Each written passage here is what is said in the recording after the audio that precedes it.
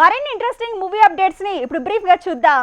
Mani Ratnam team Ponniyin Selvan part 2 promotion లో భాగంగా trailer ని లాంచ్ చేసింది. అయితే పార్ట్ 1 ట్రైలర్ లానే పార్ట్ 2 ప్రోమో కన్ఫ్యూజన్ క్రియేట్ చేస్తుందనే టాక్ వస్తోంది. ఇక ఈ మూవీ టీం తెలుగు రాష్ట్రాల్లో ఏకంగా 3 ఈవెంట్లకి ప్లాన్ చేసిందని తెలుస్తోంది.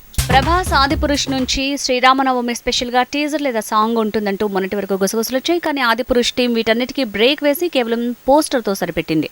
దీంతో ఎటువంటి అప్డేట్ లేకపోవడంతో ప్రభాస్ ఫ్యాన్స్ ఆదిపురుష్ టీం పై మండిపడుతున్నారు.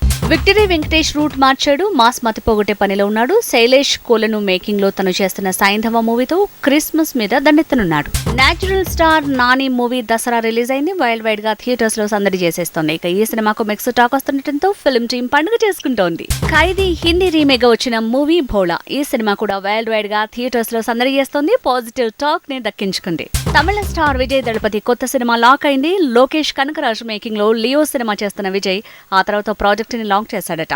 వెట్రిమారన్ మేకింగ్ లో విజయ్ సినిమా పట్టాలెక్కబోతుందట. బ్రహ్మాస్త్ర మూవీతో హిట్ మెటెక్కిన రణబీర్ కపూర్ ఇప్పుడు తూ జూటీ మే మక్కర్ మూవీతో మరోసారి హిట్ మెటెక్కాడు.